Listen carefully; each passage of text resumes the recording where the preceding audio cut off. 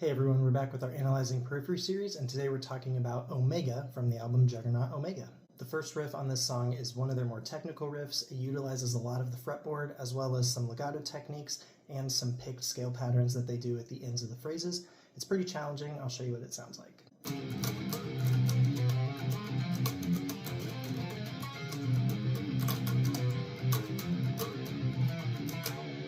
The second riff is equally as technical, and it uses a lot more picked patterns instead of legato. It sounds like this.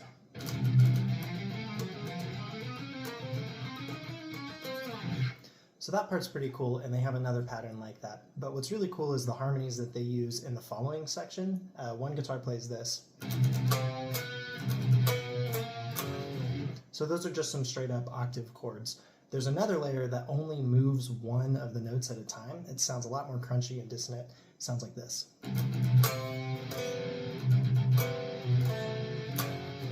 Some more unique sounding chords.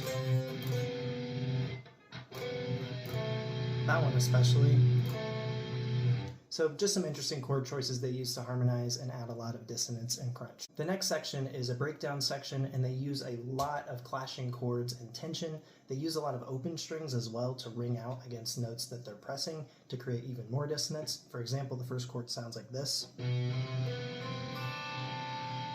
So just letting some of those notes ring out that clash with each other just makes it sound extra heavy. And then again, just letting stuff ring out, letting it sound kind of nasty. And then this chord here, instead of doing a normal power chord, they drop that middle string note down, creates an interval called a tritone, just sounds even more dissonant.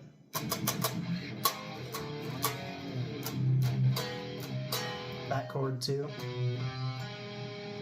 They all just kind of sound pretty uncomfortable and maybe displeasant to the ear. All of that just lends itself to the heaviness of this section.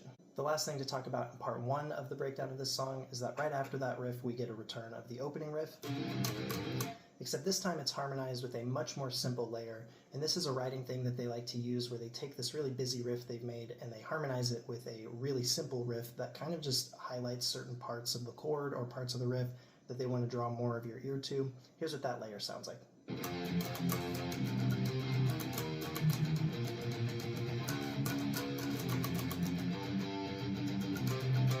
Anyways, that's going to do it for part one of the analysis of this song. Make sure to subscribe and stick around if you want to see me break down the rest of this song and the rest of this album.